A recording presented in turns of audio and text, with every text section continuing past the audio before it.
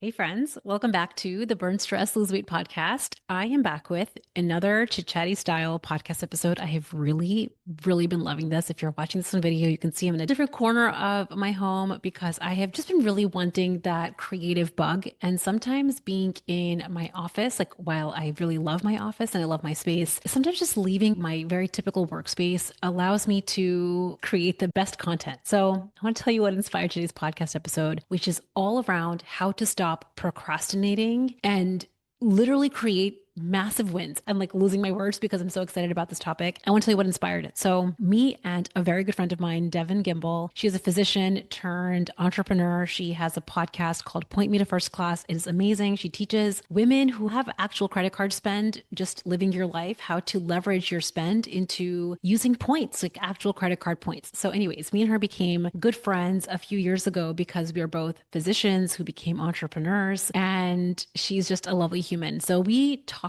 almost every single day.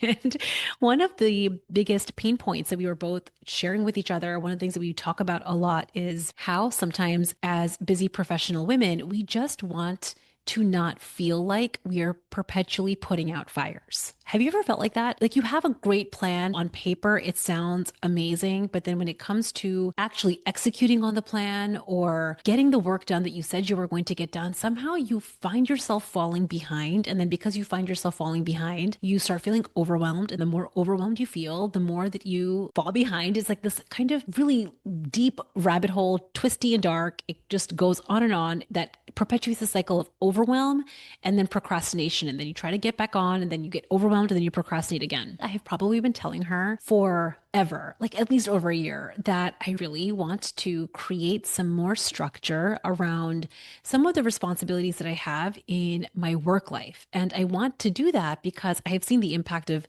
having structure when it comes to weight loss and hitting your body goals. I want to basically take my magic action structure framework that I teach my clients that I've talked about on this podcast, why you need magic action structure to create so much ease in hitting your body goals, and bring that into my professional life, bring that into my work life. Because what I would really love is when I am done with work, when I'm done with my responsibilities that pertain to my work life, I want to be really present in my real life. I want to be really present when I pick my kids up from camp and when I am talking to my husband, when I'm on the phone with a friend. I want to actually be present. And what I found was happening for me, at least, and maybe this is happening for some of you, is I would pick my kids up from camp and I might have technically on paper blocked off my schedule to be done with work, but my mind was not done thinking about work. So I might be playing a game with my kids or on a date night or talking with a friend, but my mind was partly not there. And it was because I would feel like I was behind. And so whenever you feel like you're behind, it's because you have the thought,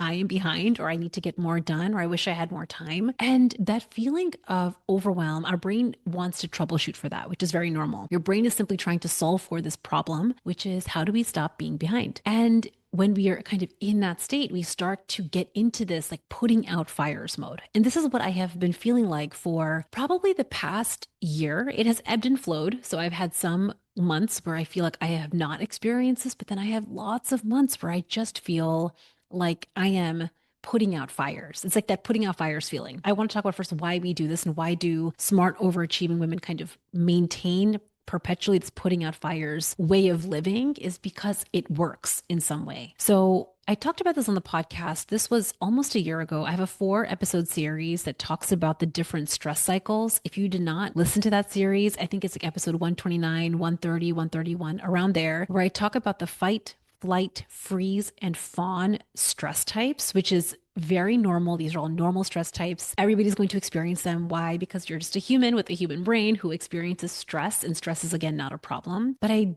dive into this a little bit during the freeze episode. During the freeze episode, and also it'll come up in flight. Freeze is basically a stress type that keeps the smartest, overachieving professional woman in indecision. And we will be in indecision it'll be in microscopic ways. Okay. This is not even like a big decisions or big life decisions that's going to really influence the direction of your career or something for you personally. These can be small, little micro decisions where you are feeling frozen that not just, of course, wastes a lot of time, but it creates this mounting overwhelm. So I want to share with you why I'm even talking about this past podcast episode and how it pertains to procrastination. What I have found for me in the last year is because I am a perfectionist, and because I really love doing high quality work and good quality work, I would have very normal thoughts like, I just want to do a really good job. So that would be the sentence in my mind. I want to do a really good job. Or if you're like a real overachiever, like the A plus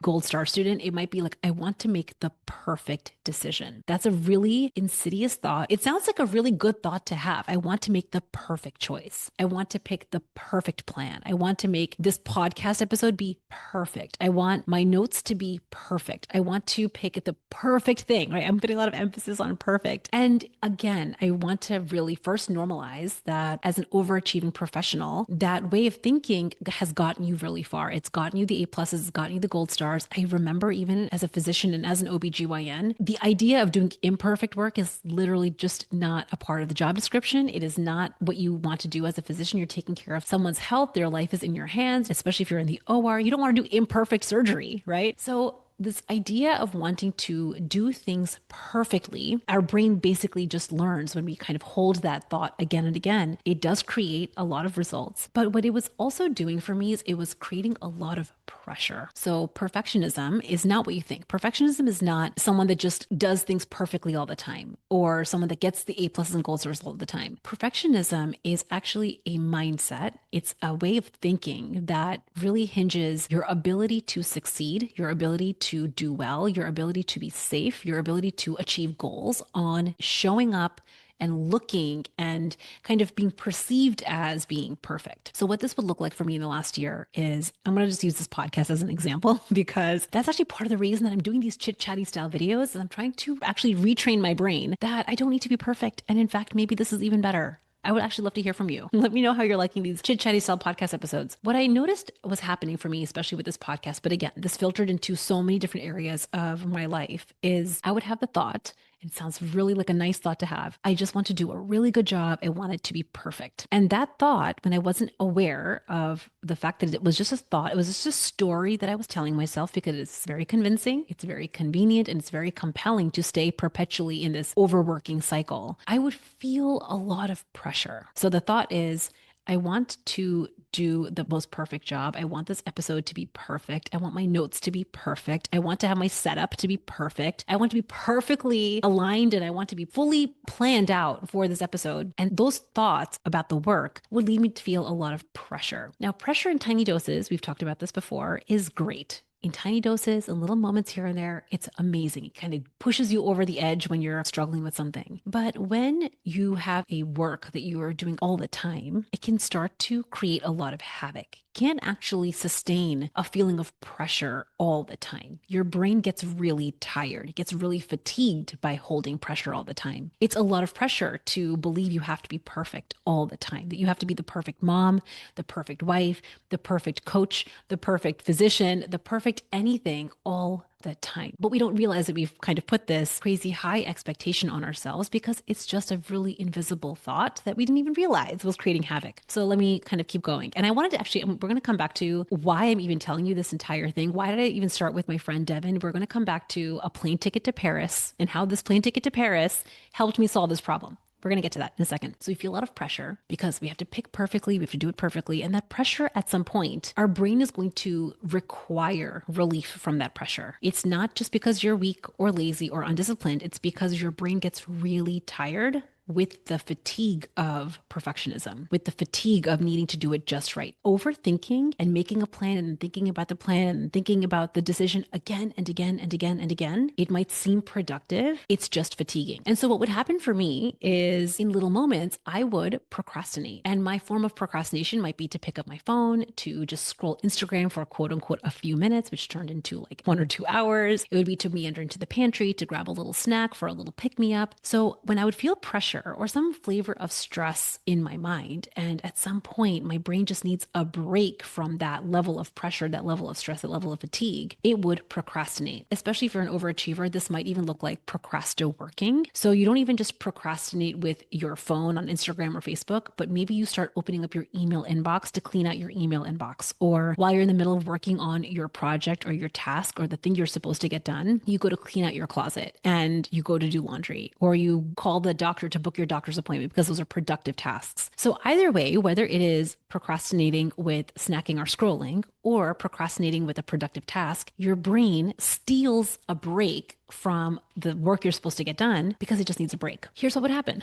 Every time that I would procrastinate on the work that I needed to get done, the work wouldn't get done. This sounds so simple as I'm saying it, but the work wouldn't get done. Every time the work wouldn't get done, it's basically kicking the problem to the future. So it wouldn't get done. And now I had mounting work to do. So now I had to finish this podcast episode. And what about like next week's podcast episode? When we kind of keep procrastinating on the work we have to do, we end up building this mountain. It feels like this mountain of work, which creates even more overwhelm. This is like why we get into this like spin cycle and why especially overachievers will get to burnout if you're coming into your professional career or even weight loss with this mindset. So I was talking to my friend, Evan. As we do. And she was sharing with me how, as she does, she found some amazing, I don't even understand the full story. You're going to have to go, I'm sure she's going to share the story on her podcast, how she booked some amazing points redemption, last minute ticket to, she's going around the world. And part of it was a plane ticket to Paris. And she was sharing with me because we both struggle with perfectionism. We both struggle with like wanting to do high quality work for our audience. And she was saying, you know what? I have this plane ticket to Paris and it's leaving on Friday. And I need to get my work done. And she was sharing with me how she just was doubling down and getting her work done. And I want to just share with you, like, why does this plane ticket to Paris thing matter? I was thinking about if I had a plane ticket that was leaving for Paris at 3 p.m. today, it's non-negotiable. It's happening. 3 p.m., plane ticket to Paris, non-refundable ticket. How would I show up in my workday if I had a non-refundable plane ticket to Paris at 3 p.m.? All of a sudden, here's what happened during my day. If I had that perspective, I became at least 3 times, probably more productive in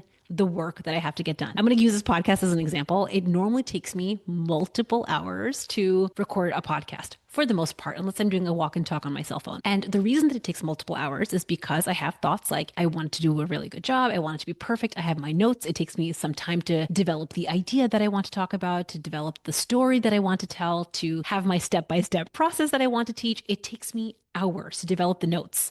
And then I have to, of course, like get ready. I have to make sure that I have my hair washed, that it's not one of my gym days, that I haven't showered yet. So then I have to think about, oh, what's the perfect time? And then it has to be the right lighting. And then I need to have my microphone. Like, can you guys hear how many obstacles get in my way to record one podcast episode? So if I'm not paying attention, I can spend multiple hours in the planning phase, multiple hours in the preparation phase, all to record a short podcast episode for it to seemingly feel perfect to me. I came into the podcast episode entire obstacle with this idea. If I had a plane ticket that was leaving for Paris at 3 p.m. today, and I was gone to Paris for 3 weeks, how might I record this podcast episode in 30 minutes or less? My friends, let me tell you what happened. I have recorded multiple podcast episodes in less than 2 hours. And I realized that having the very firm, non-negotiable deadline of my quote unquote plane ticket to Paris analogy, like really telling myself, Priyanka, this is when we're going to be done. We're not allowed to kick this to later, is what has been driving me, not from a place of pressure, but from this feeling of let's get this done because we have a plane ticket to Paris to go to. I want to share why I'm talking about this and I want to stretch this out. So one of the things we talked about in last week's episode, which by the way, I recorded 20 minutes ago, or right before this podcast episode, I changed my outfit, was talking about decisive decisions around guilt-free rest. I want to share why is this plane ticket to Paris kind of a perfect analogy. And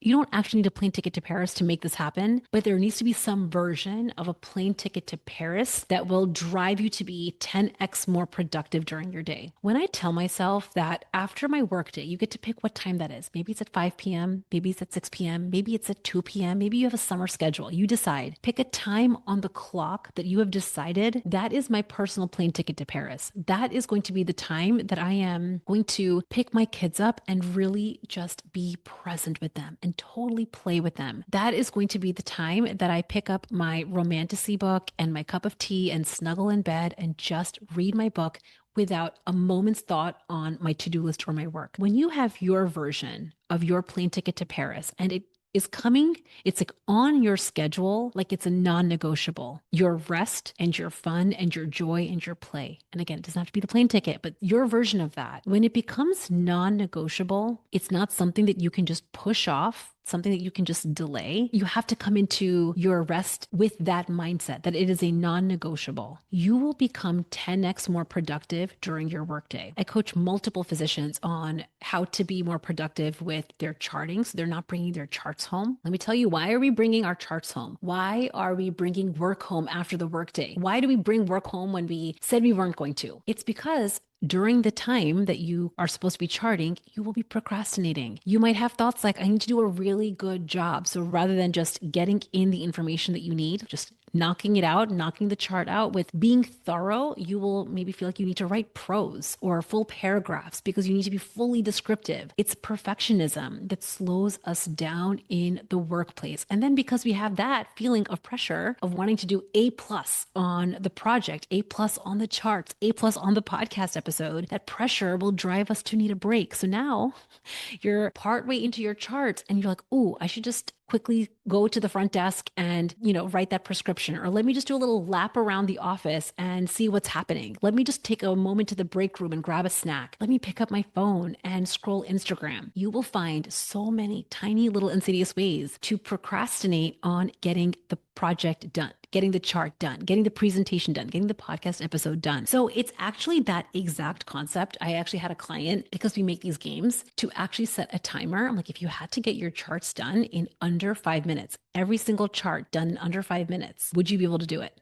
Like if you had to do high quality work for 5 minutes, focus for 5 minutes, no procrastinating for 5 minutes because the timer is about to go off, would you be able to get it done? Not only did she get it done, she got all of her charts done for every single patient, and she left work on time. She didn't know what to do with herself that evening because she didn't have the mountain of charts to do, left open-ended all day. So I'm sharing this plane ticket to Paris as an analogy and as an idea because I want all of us to decide if we want to actually have that A plus life. We have to know, when are we done with our work? Like, what's enough? What is going to be enough? What is going to be the time that you've decided this is enough? And the second piece of it is actually deciding what is going to be your version of a plane ticket to Paris. What is going to be your non-negotiable? And I think that one of the biggest barriers for the clients that I work with, and I'm guessing this is going to be you, if this sounds familiar, then it's because I know you really well, is you might think that you need to earn your rest. You need to earn your break. You need to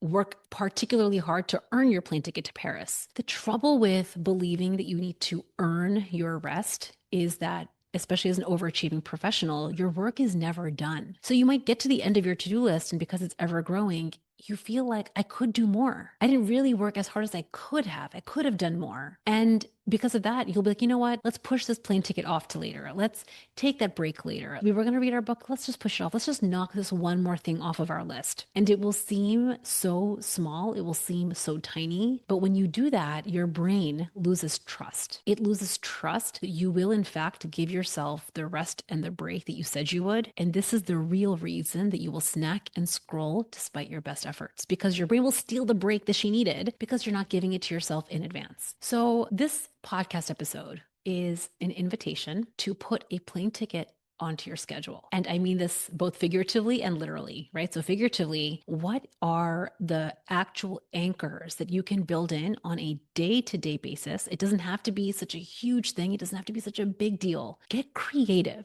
Use ChatGPT to help you if you need, but really get creative. Let it be super simple. What are the non-negotiable anchors that you can have that you know are going to be guaranteed rest? One of my most favorite things that has been such a game changer for me, these are non-negotiables. I talked about this even in last week's podcast episode. Having your actual decisions become non-negotiables. This is not just your nutrition decisions or your work decisions. This is your rest, play, and movement decisions. So I'm going to give you another example. I realized ever since I turned 40, my goal was not to be skinny. My goal was to be strong. And it was a huge shift. It required me to really rethink some of my nutrition strategy. I had to really make some very key changes to how I was eating. I was not eating enough protein. I was not eating enough actually to have the results that I wanted in terms of my strength. So I had to change a lot of things when I turned 40. And one of the things that I had to incorporate was strength training. And as a busy professional mom with 2 kids and a husband who travels for work sometimes and an unpredictable schedule for me, I realized that the first thing that used to go whenever life got quote unquote busy or something got kind of thrown into my life unpredictably would be my routine, my schedule for working out. It'd be the first thing. I'd be like, you know what? I could just do it later. You know what? It's not such a big deal. You know what? One day doesn't even matter. I would make my strength training negotiable.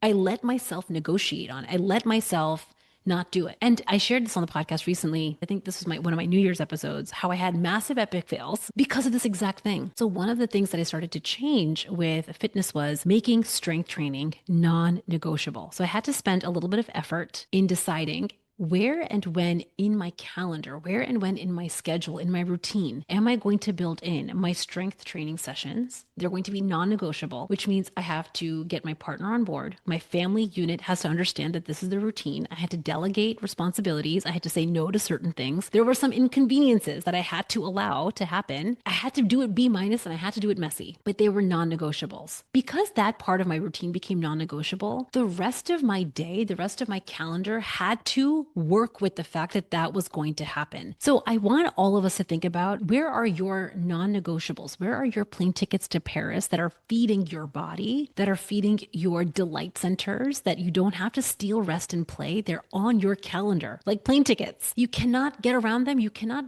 refund them. And the more that you do them, I talked about this last week on the podcast, when you honor your non-negotiables. When you say you're going to be done at 3, you're actually done at 3. And I'm going to tell you, this is going to be really uncomfortable. I'm just letting you know right now, nothing is going wrong. You're going to feel incredible discomfort at putting away your work because you could do more, right? You could do a little bit more. Like, what's another 10 minutes? What's another 30 minutes? What's another one more chart to knock out? What's just a little bit more? I could just fold some laundry. I'm telling you, my friends, the more that we do that, the more that we insidiously chip away at the decisions that we have made, the more that you lose self-trust. And this is why you will start to steal it in tiny ways with procrastination. So my invitation to you moving forward is to think about, where do you want to plug in and buy plane tickets to Paris on a daily basis? What would it look like to have an end of work time that you decide? You get to pick what fits your life, what fits you, what fits your work. When do you want to be done? And then now, once you decide, at this time, I want to be done with my work, I want you to start asking yourself a high quality, this is a high currency question. If I wanted to be completely done with my work, with my charts, with my projects, with my tasks of today, if I wanted to be done with it at this time and walk away to my plane ticket, to my trip to Paris, I wonder how I would show up today to guarantee that. That's like reverse engineering your success for the day. How would I plan for my day? How would I show up to the tasks that I have? How much time would I actually spend in preparing my charts? How much time would I spend in the planning phase? How much time would I spend in making this decision? How much time would I spend in ruminating? Should I do this or should I do that? You will cut down all of that, like all of the wasted time that you might be spending in the planning phase and in the preparation phase will get knocked off and cut down to the minimum adequate unit that you need to do high quality work. And then you just get to executing. I love this concept. I was telling Devin today that her plane ticket to Paris thing is turning into a podcast concept. It's going to be something that I talked about with my clients, because really imagine that your fun and your rest and your time off became non-negotiable. How would you show up? It's this exact podcast episode I'm thinking about the entire day today. very differently because I know that I have a plane ticket to Paris this afternoon. I have a plane ticket to Paris. I have to pick my kids up and I want to be present with them and I want to enjoy them and I want to enjoy my summer. I think especially during summer vacations, during the month of July and August, it seems maybe that you might have less to do because it's summer. I don't know about all of you. I have more happening over the summer because I am navigating my children's camp schedules, which is less than school. Their hours at camp is less than school. So I have less time to get done more things. And because we cannot invent or squeeze in more hours of the day, and because we don't have time machines and we cannot duplicate ourselves, this is going to be the framework that lets us get more done in less time. And not only that, I want to also make the argument that the work is going to get done better because you're not second guessing it, you're not overthinking it. I mean, this is just a theory. I want you all to tell me what you think. Invitation, moving forward, make your plane tickets to Paris. What is going to be your non-negotiable anchors? Remind yourself so that moment's going to come. I talked about this in our urges episode back a couple of episodes ago. I teach this in my urges workshop for my clients. There's going to come the very normal moment when you're in the midst of doing your chart, you're in the midst of doing your project, you're in the midst of recording your podcast episode, that your brain is going to have a desire to procrastinate. It's just an urge. You're going to have a thought like, ooh, just a little bit. Ooh, just this one time. This is where you have to catch your story, catch the thought in real time. It's just a sentence. Your brain just wants a break and you have to have an answer. You actually have to be able to say, don't worry.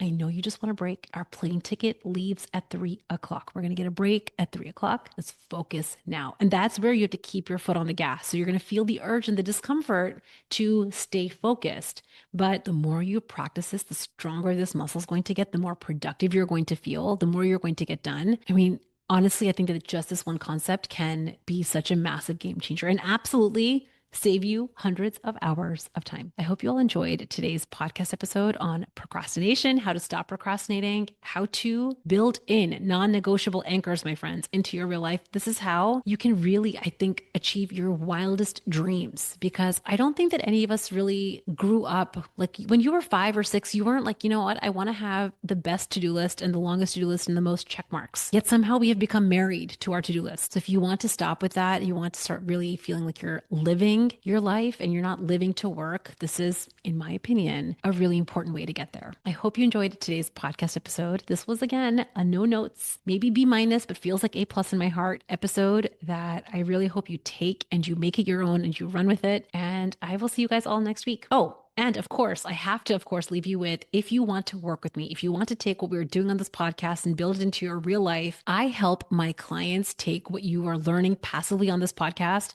what feels good, and take it into real life active execution and implementation. There are a few ways that we can work together. One is, of course, the Unstoppable group. This is my 6-month group coaching program where we really address how to burn stress and lose weight with science-informed strategies so that you feel better on the inside out and you have strategies that can last the test of your real life. And this is a 6-month group coaching program. The next way that we can work together is at my retreat. I'm hosting a live event. It is my very first retreat. I'm so excited about it. I haven't been talking about it much on the podcast because the retreat did sell out, but we were able to get a few more rooms. And so I wanted to share them with all of you, my amazing listeners who want to take a real pause in your very busy life. And you know that live in-person coaching is going to be one of those magic ingredients that will help you do it. I have been to so many retreats and conferences and summits over the past few years, and there is something truly transformational, something that collapses the timeline on what you can really transform for yourself when you are in person, like just something next level. We're having our retreat in Cabo from October 2nd to October 5th.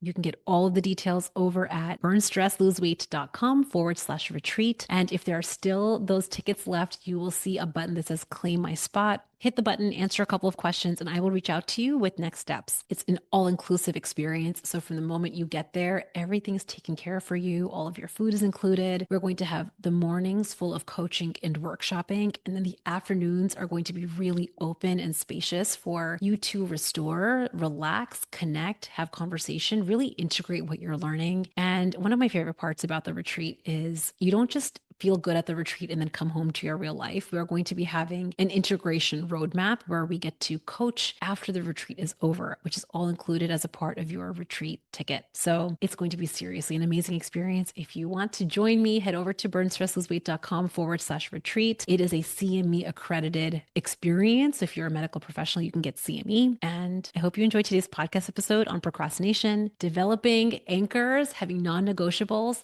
My friends, put a plane ticket onto your schedule. Join me in Cabo. And really think about, if you make yourself and your fun non-negotiable, how would you show up to your work? Have an amazing week, my friends. Bye.